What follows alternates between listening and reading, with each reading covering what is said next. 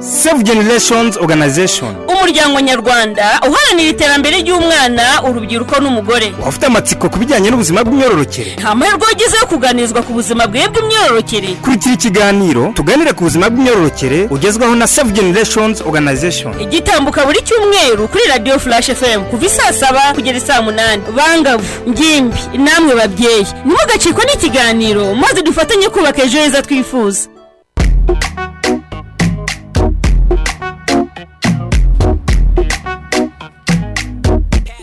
Reka dukomeze tubifurize gukomeza kugira icyumweru cyiza kuri mwe mwese mukurikira Radio Flash FM.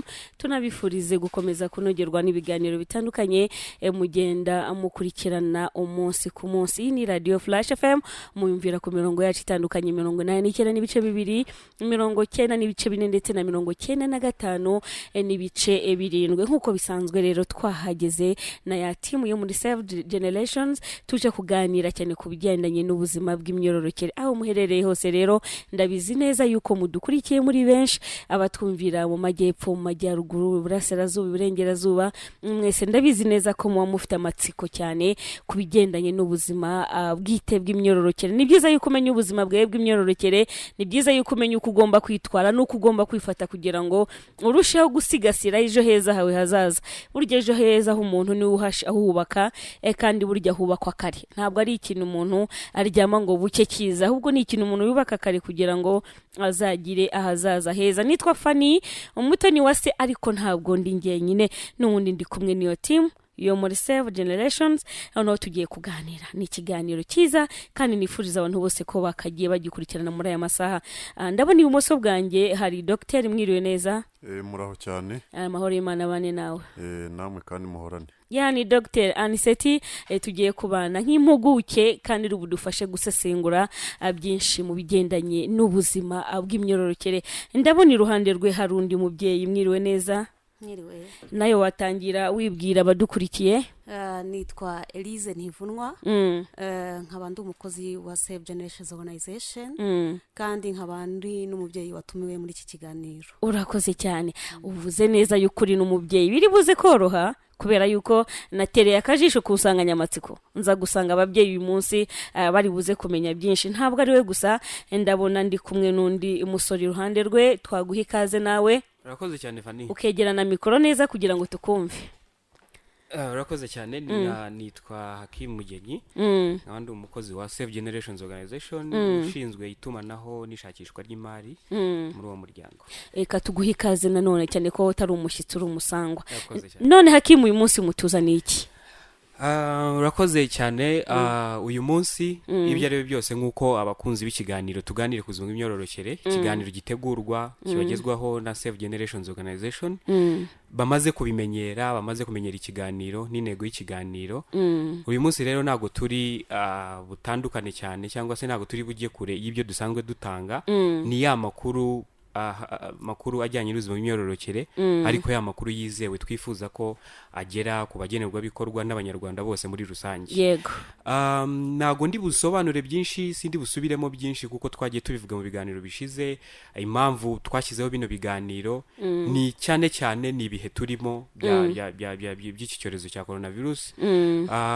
Nanone bishingiye nanone ku bushakashatsi bwagiye bukorwa, twakoze tubukorera ku bagenerwabikorwa bacu, kuko hari uburyo twari dusanzwe tubageraho, tukabaha ayo makuru, tukabafasha no mu bindi bisanzwe, no mu bundi buzima bwa buri munsi. Yego. Kugira ngo barusheho kugira ubwa buzima bwiza, ariko bwa buzima kuko icyambere ni amakuru. Udafite amakuru rero na ahantu wabugana. Ariko cyane cyane tukibanda mu guha amakuru yizewe, cyane cyane ku ngimbi n'abangavu, ariko nanone tudasize ababyeyi muri rusange. Akaba ari nabyo biri buze kugarukaho muri iki kiganiro. Hanyuma dukurikije bino bihe turimo bya coronavirus, abagenerwabikorwa bacu cyangwa se n'abandi bantu muri rusange ntago byoroshye kugira ngo tubagereho nk'uko twagiye tubisobanura kenshi, bitewe n'ingaruka coronavirus yagize ku buzima bwabo. Nitukibona uko tubaha ya makuru tubasanze muri bya bigo by'amashuri, abana nitukibona uko tubabona.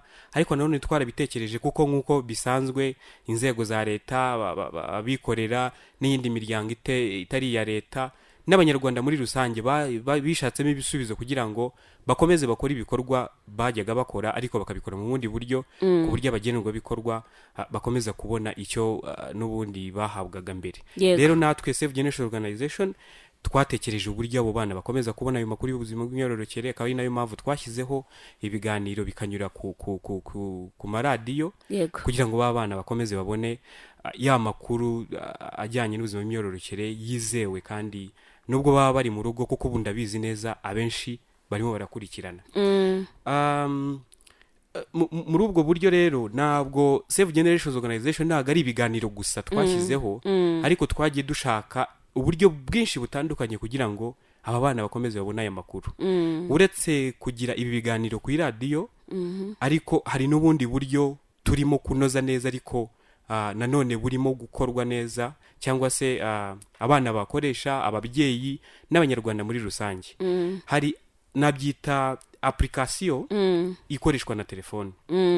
Na application ukanda imibare 3 ariyo 845.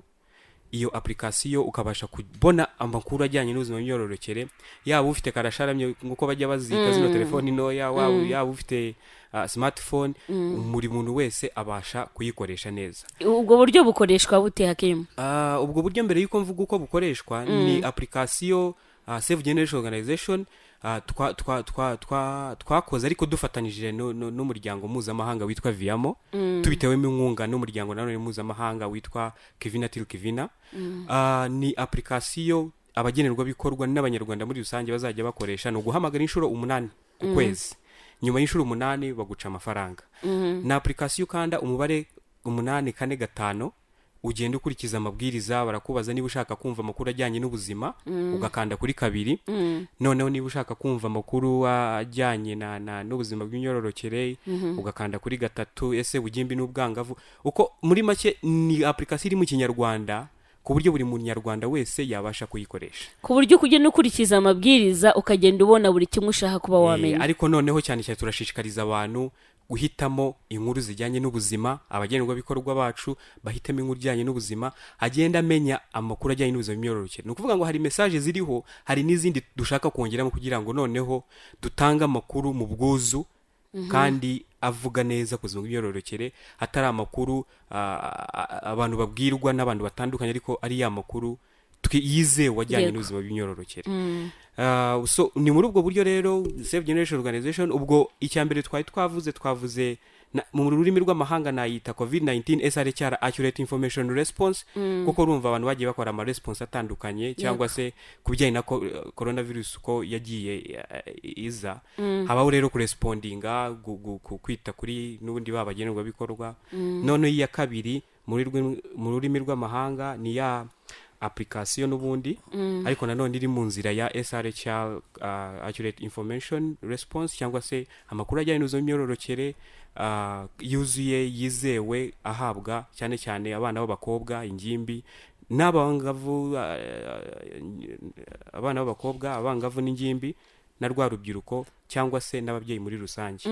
Ariko ubwo ibyo ntabwo ari byo Save Generation zikora, kuko yega abantu turabaha amakuru bijyanye n'uko bashobora kwirinda, bashobora gufata ibyemezo bikwiye ku mibiri yabo.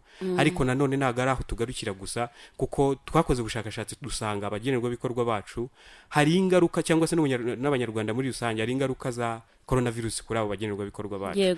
Muri izi ngaruka twaje gusanga ya makuru batakiyabona, aribwo buryo twashyizeho kugira ngo bayabone. Ariko nanone hari n'ibindi bintu, abana b'abakobwa ntibakibona uburyo babona bya bikoresho bajyaga babona byo kwifashisha mu isuku y'imihango, bajyaga bakura, wenda babibonaga tunyuze mu mashuri, mu cyumba cy'umukobwa mu cyumba cy'umukobwa, cyangwa se n'ahandi hantu byabaga byoroshye kubageraho. Muri iki gihe abana bari mu rugo, ariko nabyo byatekerejweho, akari nabyo tuzanakora, bari banabasobanurira nanone, kuko mu turere twa Gasabo na Kamonyi ibyo bikorwa tuzabikora gutangira n'icyumweru gitaha. Ni ibikorwa ngarukamwaka tuzadufasha tugaha abana b'abakobwa za pads cyangwa bifashisha muri ya suku y'imihango, tukabaha n'ibindi bikoresho umuntu yakoresha muri iyo suku. Atari no muri iyo suku y'imihango gusa, nanone n'ibya no mu buzima busanzwe na coronavirus nayo twayitekerejeho, tuzatanga udupfukamunwa ku bagenerwabikorwa bacu kugira ngo bakomeze kwirinda kino cyorezo. Nanone tubahe ibikoresho n'ubundi bakoresha mu isuku kugira ngo dukomeze twirinde kino cyorezo. Muri rusange nago nibyo cyane cyane nibyo n'ibindi tuzagenda tubibagezaho. Ariko ibi byose bizadufasha iki? Ibi wa mukobwa nagira amakuru cyangwa se yangimbi nigira amakuru, n'umubyeyi akagira ayo makuru, umwana akabasha kwirinda, bizatuma bana bakomeza kugira bwa buzima bwiza, ubuzima butume nyuma ya coronavirus cyangwa se abana nibongera gusubira mu mashuri, abana bazaba bafite uburyo basubira mu mashuri, bibafashe kugira ngo na nyuma n'ingaruka za covid ntizibagireho ikibazo cyane. Ubwo nabwira abatwumva ko ibirenze aho ngaho, hari imbuga nkoranyambaga tugira za Save Generation Organization. Izi mbuga nkoranyambaga mwadusura ku rubuga rwacu ku makuru arambuye kuri ibyo bintu twasobanuye, cyangwa ku bindi mwifuza kumenya, ni www.sgo.rwanda.rw, cyangwa se ku rubuga rwacu rwa Twitter Save Generation Organization cyangwa Save Gen Organization, cyangwa bakatwandikira kuri Facebook Save Generations Organization, na YouTube channel SGO Rwanda Official, cyangwa nanone kuri Instagram ukandikamo ijambo Save Generations Organization. Ubwo ibindi bikurikiyeho bagenzi banjye baraza kubisobanura. Urakoze cyane Hakim, cyane ko nabonye kwisanganyamatsiko yanyu uyu munsi ivuga yuko ari uruhare rw'umubyeyi mu guha umwana amakuru ku buzima bwe bw'imyororokere, cyane yuko iyo organisation ifite intego yo gufasha ingimbi, abangavu ndetse n'ababyeyi mu kubaha amakuru yizewe, amakuru agendanye n'ubuzima bwabo bw'imyororokere. Niyo mpamvu rero babyeyi uyu munsi mwatekerejweho kugira ngo namwe mugire amakuru afatika mugenda muhabwa, mugire byinshi mugenda mubaza. Bikaba byiza yuko muza kwegera inyakiramajwi zanyu aho muherereye. Nawe ugifunga inyakiramajwi, nkubwire ko icyari ikiganiro gitambuka buri cyumweru kuva saa 7 kugera saa 8. Ntukajye ugicikwa kuko uzamenyeramo byinshi bitandukanye kandi birebana n'ubuzima bwawe bwite. Unabone yuko we ingaruka ubayemo uyu munsi, ubatse urugo ukaba urwubatse ariko rudafatika, ari uko hari igihe wigeze kubaho ntubona amakuru yizewe. Reka mbere kuri Dr. Reka mbe nakubaza nti se uyu munsi kuki ari mwahisemo kuganira ku mubyeyi ku ruhare rwe mu bigendanye no guha umwana amakuru ku buzima bwe bw'imyororokere, mwagendeye kuki? Nibyo koko insanganyamatsiko y'uyu munsi, ngira ngo yanongere nibutse ko ikiganiro tuba turimo cyitwa Tuganire ku buzima bw'imyororokere, ariko ubuzima bw'imyororokere ko burimo ibice byinshi. Yego. Uyu munsi rero tukaba twahisemo ko twagaruka ku insanganyamatsiko ivuga iti uruhare rw'umubyeyi mu guha umwana amakuru ku buzima bw'imyororokere. Iyi insanganyamatsiko yaturutse ku bushakashatsi bwakozwe n'uyu muryango Save Generations Organization mu kwezi kwa 3 n'ukwa 4 mu uyu mwaka wa 2020, ukorerwa mu turere tubiri, akarere ka Gasabo mu mujyi wa Kigali n'akarere ka Kamonyi mu ntara y'Amajyepfo.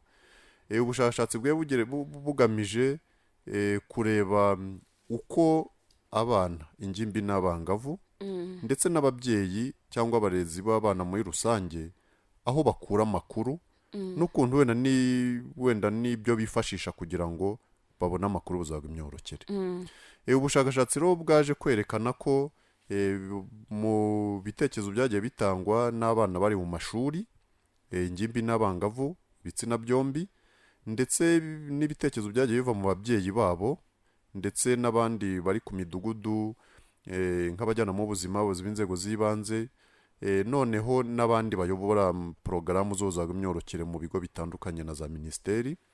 Byagaragaye koko ko hari ikibazo cyo kutabona amakuru y'ubuzima bw'imyororokere ku bana, ariko biza kugaragara ko noneho wa muyoboro w'ababyeyi ufite navuga ibibazo byinshi bituma udakora neza kugira ngo ababyeyi kuko bageze abana amakuru ku buzima bw'imyororokere. Ibyagaragaye ni ibihe? Nk'uko abana babisubiyemo ndetse n'ababyeyi bakabyemeza, byagaragaye ko kiriya kiganiro cyo hagati y'ababyeyi n'abana akenshi usanga kitaba, cyangwa niyo kitabaye ntikibe neza. Niyo cyabaye ntago kiba neza. Haga ababyeyi birekura ngo baganirize abana babo. Aha rero abana n'ababyeyi bakaba baravuze bati ate kenshi iyo tugiye kuganiriza ababyeyi usanga ababyeyi rimwe na rimwe baduhinda, bakaduhunga batubaza rimwe wanamubaza ikibazo runaka tumubyeyi akagucyaha tumubajije ibintu utagombye kumubaza. Yego. Ndetse baza kugaragaza ko hari igihe nk'umwana yashobora kwisanzura nko kuri papa we, papa we akamuhinda amuganisha kuri mama we. Yego. Cyangwa wenda yaba ari nk'umuhungu yabaza mama we nawe akamuhinda amuganisha kuri papa we. Yego. Noneho ku ruhande rw'ababyeyi nabo baza kugaragaza ko akenshi baba bafite navuga guheranwa n'umuco. Yego. Guheranwa n'umuco, aho usanga umuco nyarwanda wa kera udatuma abantu baganira ku bijyanye n'ubuzima bw'imyororokere, kuko nko twakunze kubisubiramo abakristo babyitaho ni ibishitani cyangwa ni ibikwajina. Noneho bigatuma umuntu atirekura ngo abivuge, ndetse ugasanga no kubivuga abantu babivugira mu mfufu bihishe. Noneho byagaragara noneho mu kiganiro cy'umubyeyi n'umwana, muzi ko umubyeyi akenshi aba ashaka kwigaragaza ko ari umuntu w'umukiranutsi, kuvuga ku ibyo by'ubuzima bw'imyororokere ugasanga arashaka kubivugiraho abana batamwumva.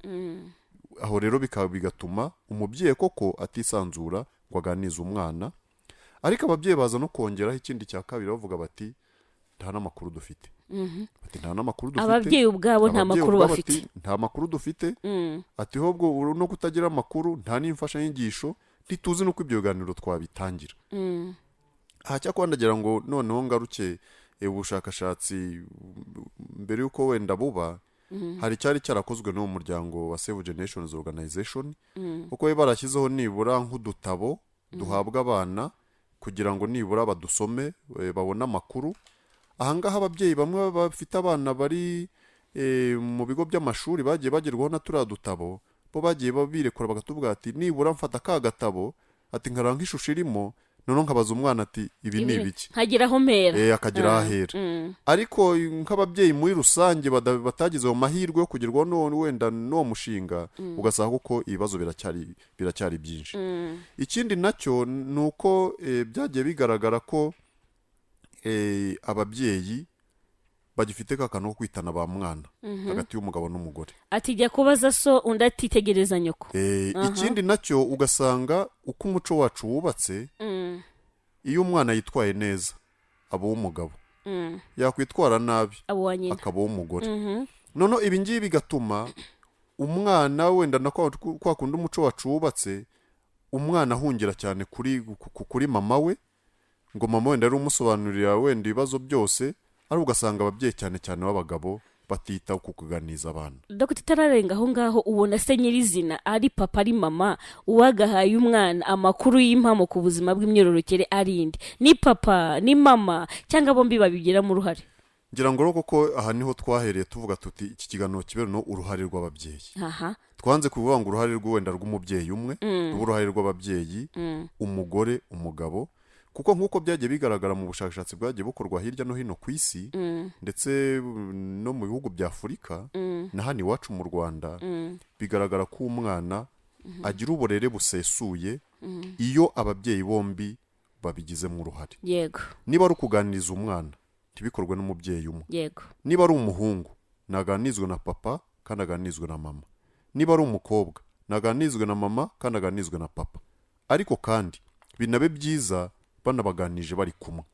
Ikindi nuko uruhare rw'ababyeyi bombi aho rubera rwiza, nuko burya ababyeyi iyo baganiriza abana banabasangiza ibyo no babayemo bari muri cya kigero cy'ubugimbi n'ubwangavu. Kuko burya umugabo aba yarabaye ingimbi, n'umugore aba yageze mu kigero yanyuze mu kigero cy'ubwangavu. Nuvuga ngo nawe bino bizazana abana be kunyuramo muri iyi minsi, nabo bagiye babinyuramo bakagira ukuntu bagenda babivamo, rimwe na rimwe ndetse na wenda bagasitara. Iyo byose bakaba bagomba kubiganiriza abana kugira ngo abana babimenye, bamenye ko ibintu biri kubabaho atari ibintu bije kuri bo bonyine, ahubwo ari ibintu biba kuri buri wese, ndetse ko wenda bashobora no kubyitwaramo neza, ubuzima bwabo ntibuhungabane. Iki akaba cyo wenda tuvuga tuti koko kuganiriza umwana ntibisaba umubyeyi umwe, ahubwo bisaba ababyeyi bombi ndetse noneho byava no ku babyeyi kuko hari nk'abana wenda baba barerwa n'abatari ababyeyi babo bigasa abarezi bombi ni ukuvuga uw'umugabo n'uw'umugore ndetse hakiyongeraho none na rwa ruhare rwo kuvuga ati na bakuru babo baciye muri icyo kigero bakirenze nabo ndetse baganirize ba bana. Nibyo rwose urakoze cyane. Amahirwe ntabwo uri kubeshyira ababyeyi kuko none turi kumwe n'umubyeyi waturutse muri organization. Nshaka kukubaza mama Elise, niki cyangwa se nk'umubyeyi niki gituma ababyeyi bataganiriza abana ku buzima bw'imyororokere? Ese kuganiriza abana ku buzima bw'imyororokere ubona harimo ingorane, harimo ikibazo ku buryo ababyeyi bahisha abana ku makuru yabagendanye n'ubuzima kandi bwazabagiraho ingaruka mu gihe cyabo kizaza? Urakoze cyane Fanny. Ndatangira mvuga nko mukozi wa Save Generations Organization. Ku bijyanye no kuganira hagati y'abana n'ababyeyi, tugendeye ku bushakashatsi twagiye tubona kuko ngewe nkurikirana ibikorwa bikorera i Kamonyi mu bigo by'amashuri GS Ngamba na GS Bugoba. Aho ngaho nkuko Dr. Anisette yabivuze, ubushakashatsi bwakozwe twagiye tubona ko harimo ikibazo ko abana nta makuru bafite ndetse nayo bafite ari makeya kandi atizewe. Ni muri urwo rwego rero navuga ngo koko nk'uko ubushakashatsi bugaragaza, ababyeyi batinya cyane kuba bakegera abana babo kugira ngo baganire. Noneho ikindi, abana nabo kandi batinya kwegera ababyeyi babo kugira ngo baganire, ahubwo ugasanga barimo baragenda babaza amakuru hirya no hino, babaza bagenzi babo bakabaha amakuru atizewe apfuye arimo ibihuha byinshi. Ngarutse rero ku cyo wari uvuze bavuga ngo ese ni ikihe gituma ababyeyi n'abana bataganira? Mu by'ukuri dushingiye nyine kuri ubwo bushakashatsi tubona ko impamvu ikomeye ari umuco w'igihugu cyacu, aho bigaragara yuko ibigendanye n'ubuzima bw'imyororokere ari ikizira mu muco wa Kinyarwanda. Ndetse bikanagaragara yuko ibigendanye n'ubuzima bw'imyororokere abantu babisunikira ko ari iby'abagore gusa, ugasanga ntabwo umuryango ubigize ibyawo ahubwo babigize iby'abagore gusa. Ubwo rero aho hakaba harimo ikibazo, mbivuze nk'umukozi wa Save Generations babashe kubikurikirana, ariko noneho ngarutse nk'umubyeyi mbona rwose bitakabaye byiza yuko abana bataganira n'ababyeyi babo, kuko ibingibi birimo ingaruka nyinshi zitandukanye. Harimo ko igihe umwana niba atabashe kwegera umubyeyi ngo baganire, akakira ayo makuru y'ibihuha, rimwe na rimwe uzasanga arimo atwara inda zitateganyijwe. Icyo ni kimwe. Ikindi kandi muri uko gukora imibonano mpuzabitsina idakingiwe azasangamo indwara zandurira nyine mu mibonano mpuzabitsina, ndetse nanone usange rimwe na rimwe abana bashatse gukuramo amada bayakuyemo nabi, ugasanga bigize ingaruka yaba kuri bo yaba ku bana bari batwite. Ikindi ni uko habaho kugira abana ntibabasha kugira intego mu buzima bwabo kuko ntabwo baba babashe kuganira n'ababyeyi babo. Izo zose ni ingaruka ziza iyo hatabayeho ibiganiro hagati y'umuryango, hagati y'umwana, hagati y'umubyeyi. Nibyo. Mbere yuko ngira ikindi kintu nkubaza, reka mbe nabwira n'abadukurikiye yuko ntabwo turi bwiharire ijambo, ahubwo nawe ubasha kutwandikira ubutumwa bwawe bugufi ukoresheje nimero ya telefone 0788 74 83 178. Ndasubiramo 0788 74 83 178 ni nimero ya telefone uri butwandikire ubutumwa bugufi.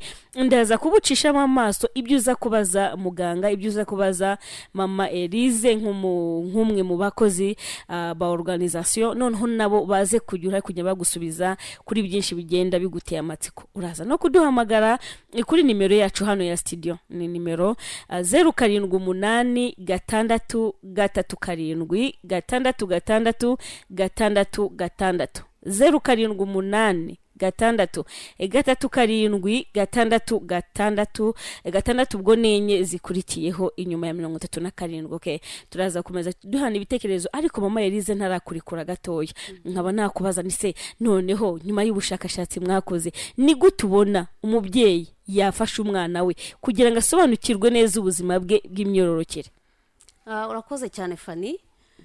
Tumaze gukora rero ubwo ubushakashatsi ku bijyandanye n'impamvu abana n'ababyeyi bataganira ku buzima bw'imyororokere, twifuje ko twatangira umushinga ujyanye n'ubuzima bw'imyororokere nyine.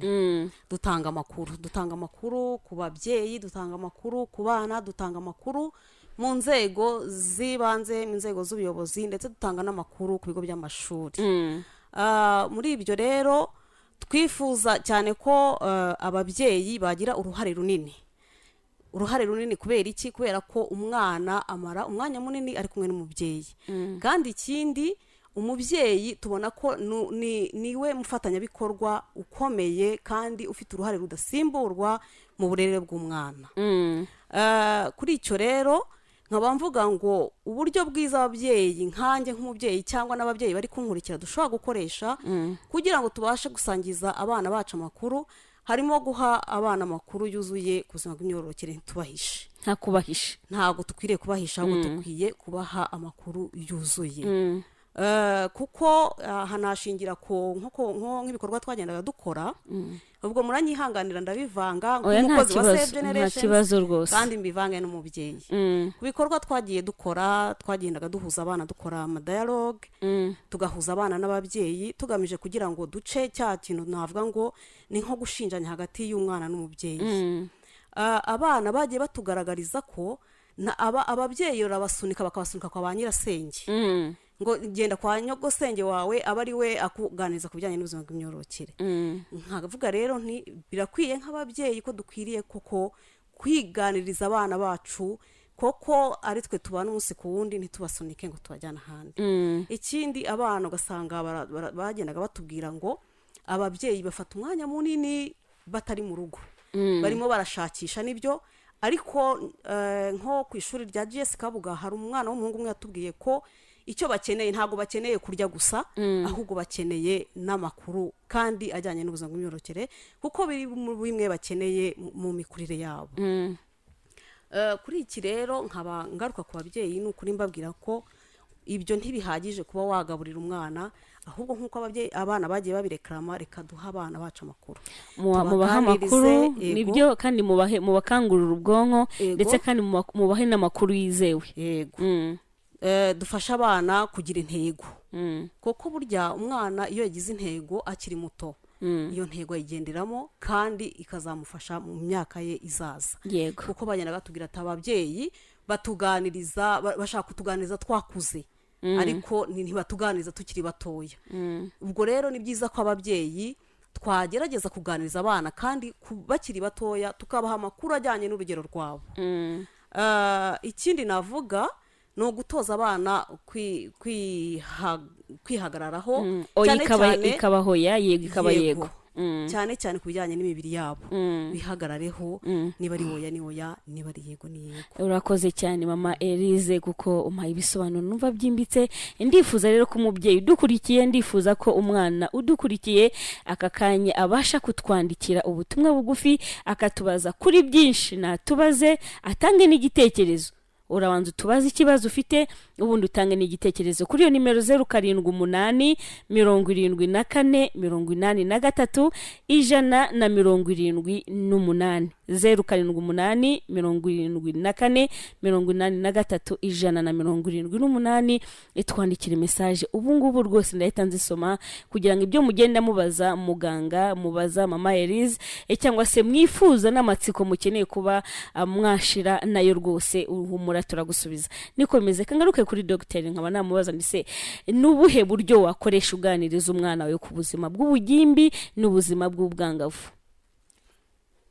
Nibyo koko, ababyeyi kugira ngo baganirize abana kandi ikiganiro ko kigende neza, bisaba ko nk'uko ababyeyi bagiye babigaragaza, kumenya uko babikora. Kumenya uko babikora nabishyira mu nzego ebyiri. Urwego rwa mbere ni ukumenya uburyo bakoresha kugira ngo baganire n'abana, kuko burya kuganiriza umwana ko burya iyo ikiganiro kiri mu bantu bari mu cyiciro cy'imyaka gitandukanye cyane, kuko bisaba bya bindi twita mu ndimi z'amahanga ni tekinike zo kuganira yego kugira ngo ikiganiro kigende neza. Ubundi buryo bwa kabiri navuga ni mu buryo bwo kuvuga tese naherahe. Naherahe ni uvuga ngo kugira ngo ikiganiro gitangire, ko burya ikintu cyose gipfira mu ntangiriro.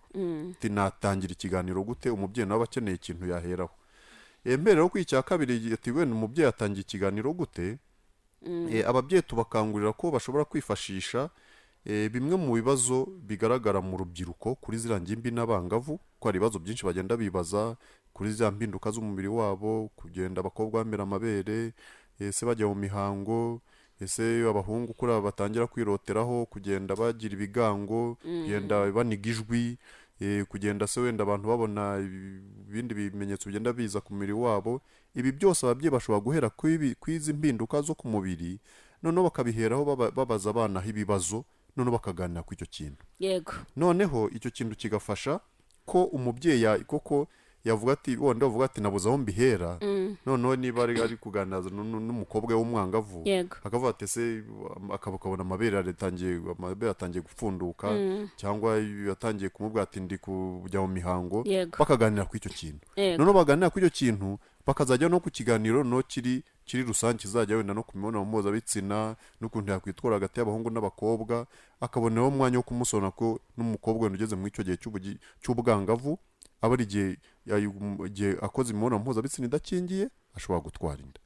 Icyo rero ni ikintu cyiza guhera kuri aba bibazo kugira ngo avuge ati noneho mbonye aho mpera, anatinyure n'umwana wenda mubaza ibibazo byinshi birenzeho. Ikindi noneho tuvuze ati se uburyo bwakoreshwa n'ubuye.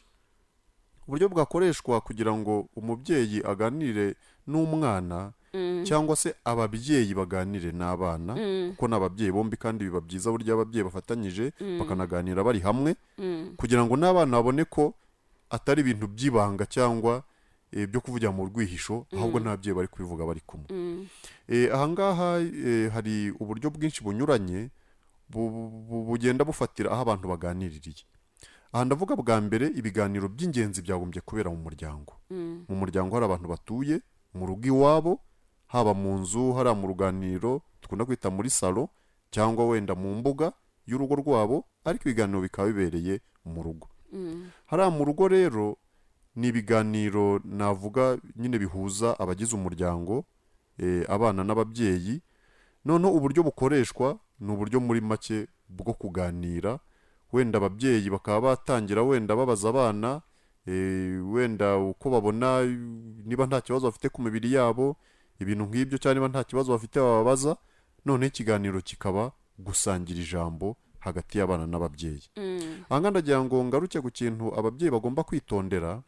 Akenshi abana bageze mu cya kigero cy'ubugimbi n'ubwangavu baba bamaze imisemburo ibarimo ibabwira ko bari kugenda bakora bava mu bwana bajya mu bantu bakuru. Akenshi bigatuma n'uwo mwana agira imyitwarire wenda abantu bakuru bakunda kwita ngo ntisobanutse, ko akenshi banasuzugura, ndetse bamubwira n'ikintu agashinga ijosi, kuko aba yumva nawe amaze kuba umuntu mukuru. Ababyeyi rero bagomba kwitondera kiriya kigero, ndetse ntibajyeho no kuvuga ngo bagiye ngo kubakubita cyangwa kubahana kuko ngo basuzuguye, kuko ari ikigero umuntu wese anyuramo. Ni imisemburo iba iri kubimukora, ntabwo ari we uri kubyikora.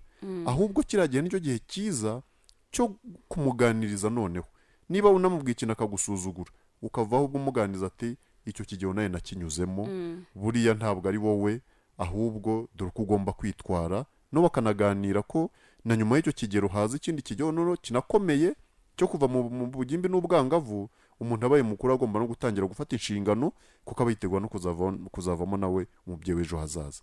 Ibiganiro bikagenda gutyo, nk'ibiganiro by'umubyeyi uri hariya nk'umuntu ukomeye mukuru urusha undi imyaka, ngo n'umwana uri hasi ugomba gukurikira gusa 100% ibyo bari kumubwira, ahubwo bikaba ibiganiro byo gusangira ijambo, humva ibitekerezo by'umubyeyi, ariko umubyeyi ariko n'umwana we akamuha ibitekerezo n'ibyifuzo bye, noneho bakajya inama kugira ngo abikemure neza. nibyo Ikindi nakongeraho nuko hanze y'urugo nabwo burya ibiganiro ku buzima bw'imyororokere ntibigomba kurangira mu rugo hariya.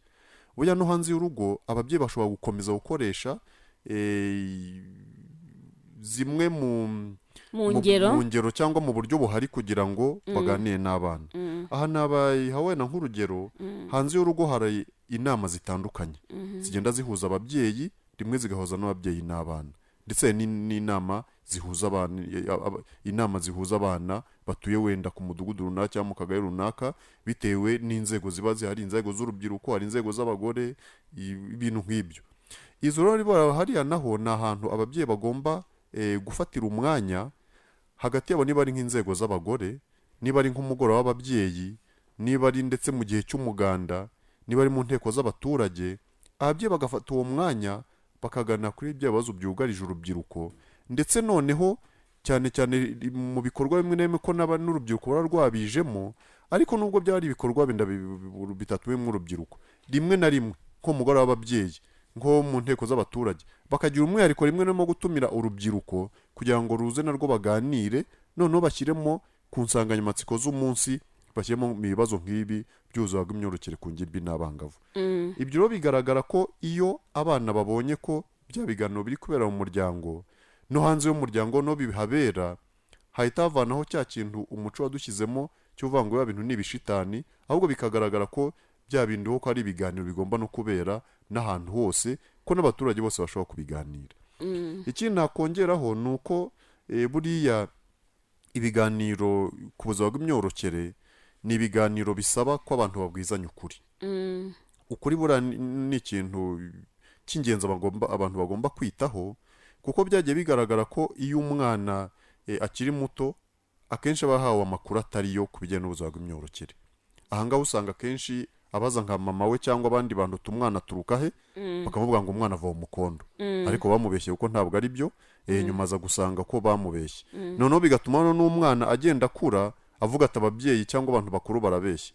Ariko noneho ikindi ni uko usanga wenda ababyeyi bagomba kwitondera icyo kintu, uko iyo ubeshye umwana ukamubwira ikintu akazasanga atari cyo, noneho ikibazo cya kabiri afite nta kikubaza, ajya kukibaza undi wundi, noneho akajya kukibaza urungano bangana, noneho bakamusobanurira nabi, wowe kuzamugorora bikazakugora.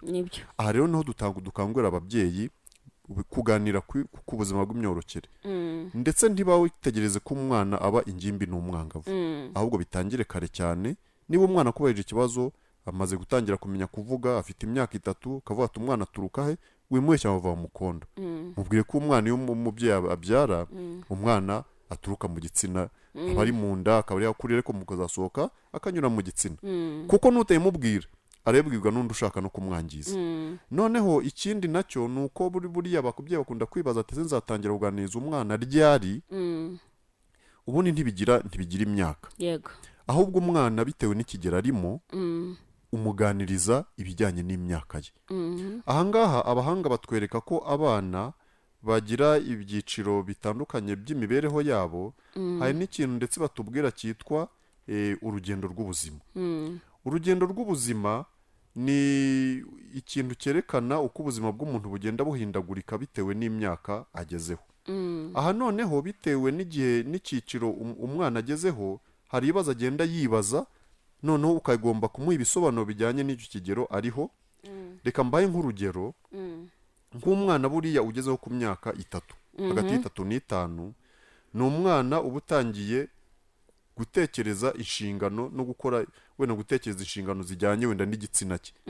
Niho usanga wenda nk'umwana w'umuhungu atangira kubaka amazu, agatangira gutembereza ibyuma, yigana abagabo ko batwara imodoka, kuko niko abantu bishyiramo ngo imodoka zitwarwa n'abagabo. Noneho agatangira no gukina umupira w'amaguru. Noneho ugasanga umwana w'umukobwa we atangiye guheka umwana, arafata wenda nk'umwana n'agashyira mu mugongo, cyangwa agatangira gufata ibipupa agashyira mu mugongo, agatangira gukubura ibintu nk'ibyo. Nuvuga ngo uwo mwana utangiye gutandukanya inshingano z'umugabo n'umugore, nawe akeneye gusobanurirwa koko ko ari wa mwana w'umukobwa ari gukura agana mu kigero cy'umugore, n'umwana w'umuhungu ari kugenda ko azavaho umugabo. None akanasobanurirwa wenda ku myaka agezeho umugabo icyo ari cyo n'umugore icyo ari cyo. Ndabanga urundi rugero, nk'umwana wenda tugiye tukageraho ku mwana ugeze ku myaka 10 na 15, ndetse wenda no kugera hejuru wenda bikaba byageze ku myaka 18.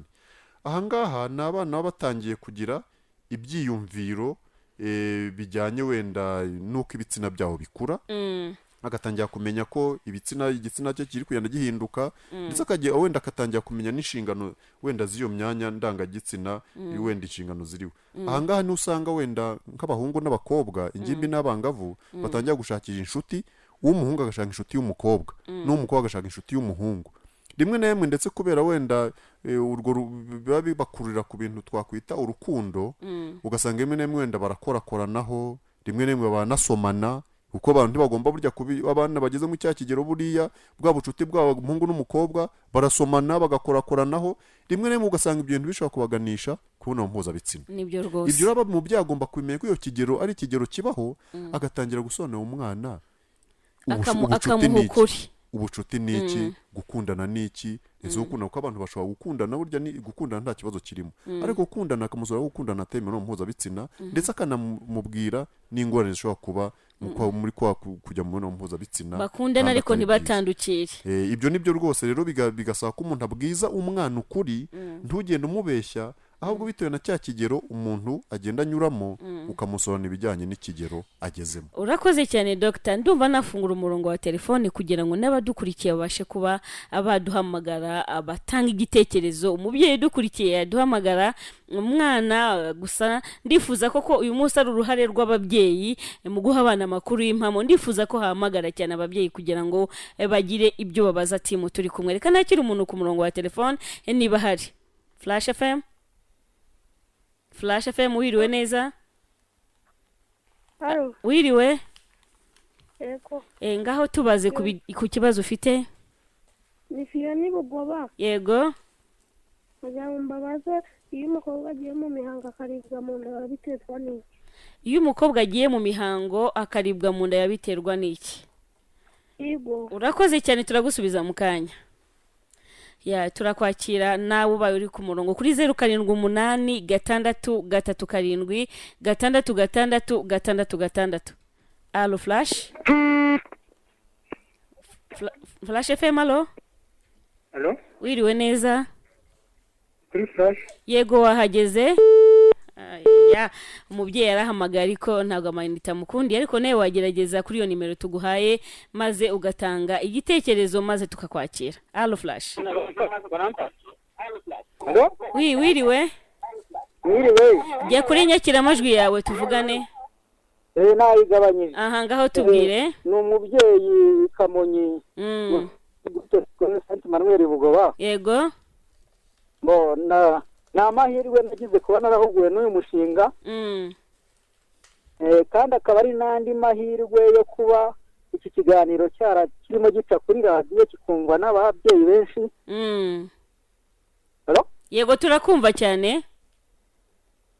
Ku bigendanye n'ubuzima bw'imyororokere ni byiza cyane kuko bitewe n'umuco twakuriyemo ntabwo twabashaga gutanga ubusobanuro ku bana.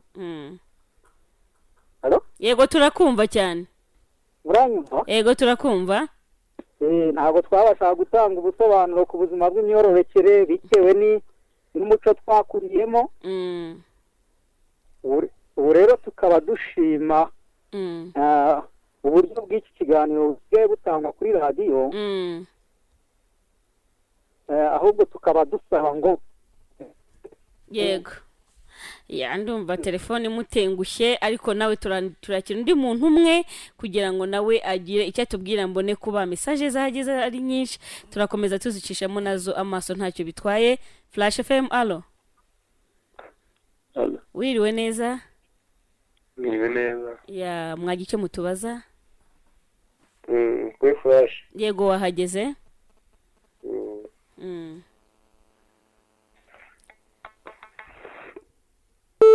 Ago byoroshye ariko hari umubyeyi uri muri Gasabo Irusoro nawe atanze inyunganizi ahavuga ati ababyeyi baba mama nibo bantu abana n'abana cyane nibo bagira uruhare mu kwirirwana n'abana cyangwa se guhura n'abana cyane ariko abagabo benshi bigize bantu bindeba barakangurirwa rero abagabo aho bava bakagera yuko bagomba nabo kugira uruhare mu kwita ku buzima n'uburere bw'abana kuko bigira umwana kuzigirira icyizere cy'ejo hazaza. Iyo umwana abona ko ababyeyi bafatanyije mu rugo no kumuganiriza bifatanyije bibaha umwanya wo kwisanzura, ndetse ugasanga ababyeyi batabwira abana ko batabakunda. Hari ababyeyi benshi batabwira abana ko babakunda koko bagera hanze kandi bakabona babwira yuko babakunda, kandi bashobora kuba byabashora mu ngeso mbi. Message zo zirahari ni nyinshi, ariko kanakira undi muntu umwe ku murongo wa telefone nawe kugira ngo atange igitekerezo. Flash FM, allo. Hello? Oui, mwiriwe neza. Hello? Oui, wiriwe. Yego. Tanga igitekerezo cyawe. Yego. Nashimishijwe n'iki kiganiro cyanyu.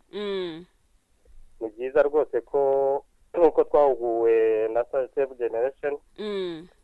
Twasanze ari byiza ko ababyeyi baganira n'abana ku myororokere no ku buzima bwabo. Noneho ubwo twakomeje natwe kubicengeza mu bantu.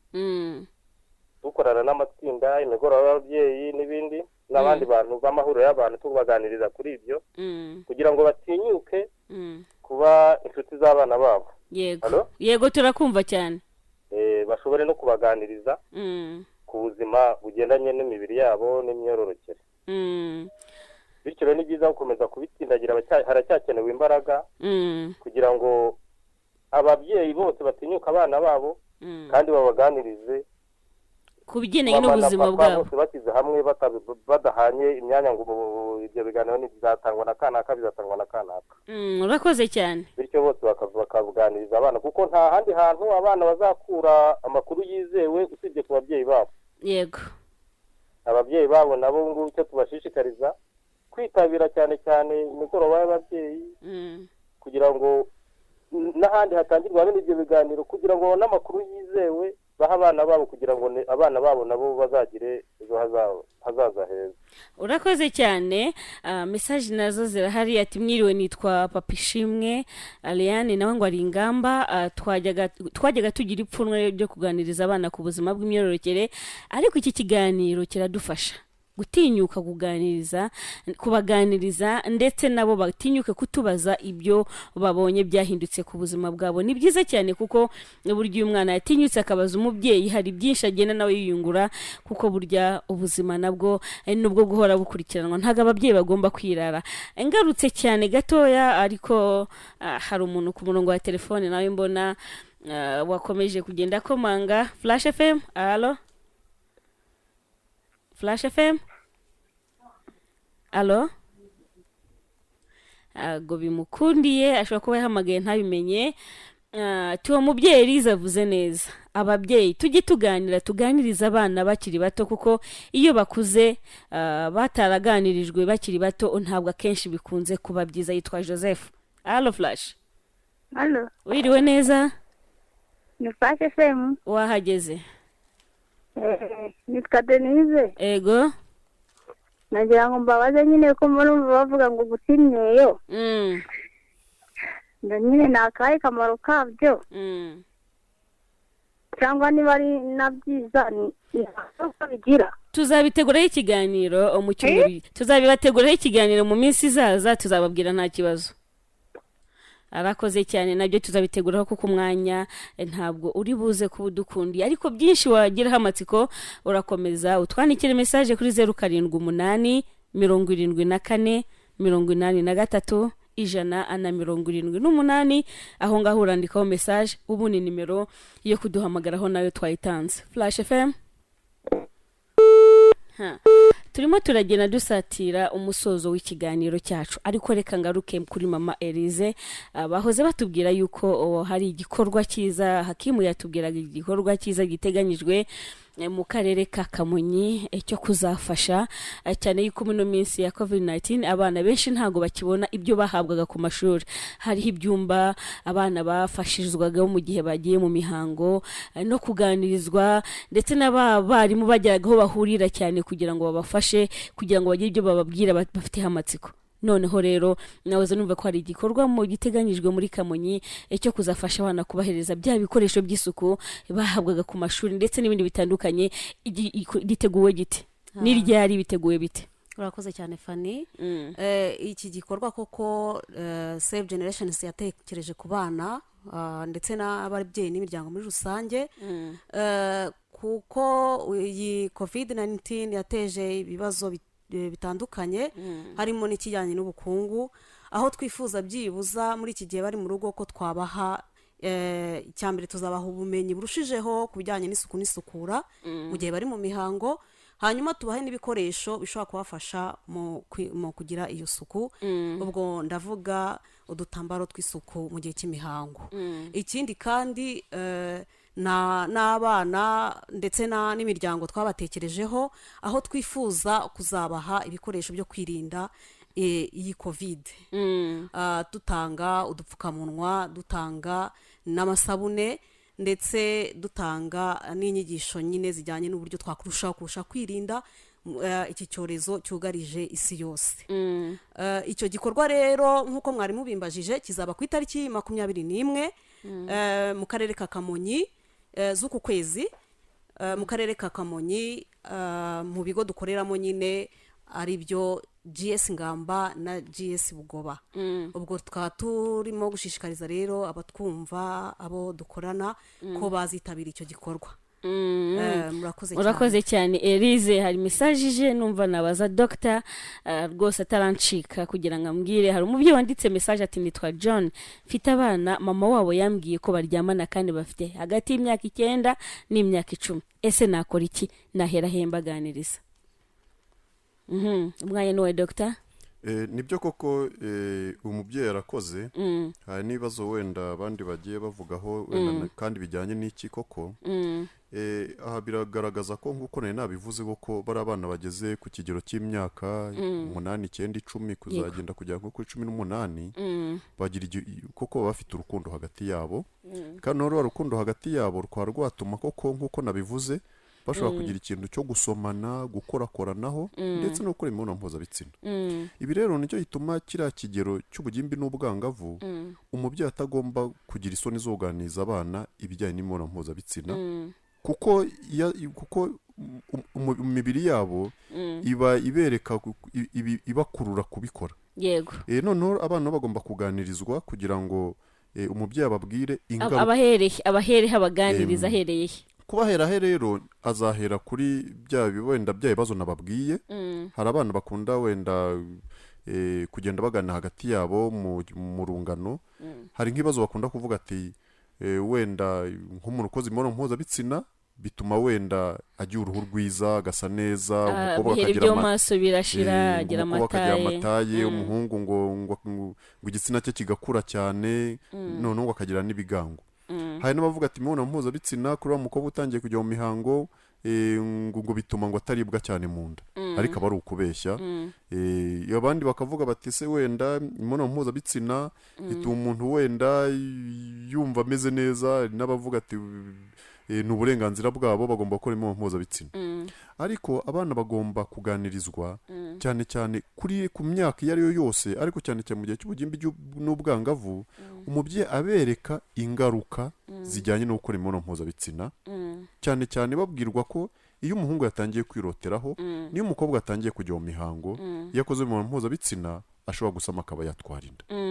Ahangaha kandi tukaba dukangurira ababyeyi cyane cyane mu iki gihe amashuri yafunze kubera COVID-19, abana bo bari mu rugo, nibura ku mashuri burya hari ahantu bakuraga amakuru ku ibyo bintu, muri ya matsinda twita clubs z'ibiganiro ziri ku mashuri. Ariko mu iminsi umubyeyi ubu niwe ugomba gufata iyambere agaha umwana ya makuru. Iki nakongeraho nuko nk'ubu tuzi ko mu gihugu cyacu amashuri azatangira mu kwa 9. Ariko kugeza mu kwa 9 umubyeyi agomba gufata rwa ruhare rw'umubyeyi, agafata n'uruhare rw'umwarimu. Ni ukuvuga ngo rero hari n'ibibazo byatangiye kugaragara hirya no hino mu bagiye bakora ubushakashatsi, bakagaragaza ko igihe umubyeyi adafashe inshingano ze mu biganza ngo aganirize abana, mu kwa cyenda ushobora kuzasanga abana basubiye ku ishuri ari mbarwa kubera bamwe bashobora kuzaba baratwaye inda abandi wenda bakazaba baragize imyitwarire itari myiza baragiye mu biyobyabwenge baravuye mu rugo bakajya mu muhanda none ugasanga abana aho gusubira ku ishuri ahubwo turababuze. Aha rero turakangurira ababyeyi by'umwihariko iki gihe nicyo gihe gikomeye cyane kuko umwana ari mu rugo nta handi ari. Ni ukuvuga ngo umubyeyi n'imbaraga yashyiragaho kurera umwana azikube kabiri azikube gatatu afate wa mwanya yarasanzwe aho umwana ndetse na wa mwanya umwe yahaga umwana umubyeyi nawe awufate kuko amasaha 24 umwana ari mu rugo. Aha niho noneho dusaba by'umwihariko kuko umubyeyi umwe izo nshingano kuri wenda ntiyanazishobora cyangwa ngo azikore neza bisaba uruhare rw'ababyeyi bombi umugabo n'umugore umurezi w'umugabo n'umugore abantu bose bagafatikana. Dr. urakoze cyane nshima cyane yuko ari ibintu mwahagurukiye kandi mbona bizatanga umusaruro cyane n'icyo gikorwa cy'ubukangurambaga muteganya kuzakora Kamonyi muteganya no kuzakora muri Gasabo ndumva ariko mama Elise yavuze icyo gikorwa cy'ubukangurambaga ndatekereza ko kizatuma ababyeyi bose babohoka kandi nabo bana bakabasha kuba bakirekura bakaganiriza ababyeyi babo ndetse bakababwira byinshi batari bazi ku bigendanye n'ubuzima bw'imyororokere. Ndakeka rero icyo gikorwa kizaba ari ingirakamaro cyane. Message nazo zirahari ati mwiriwe neza Fani nitwa Kagere Medi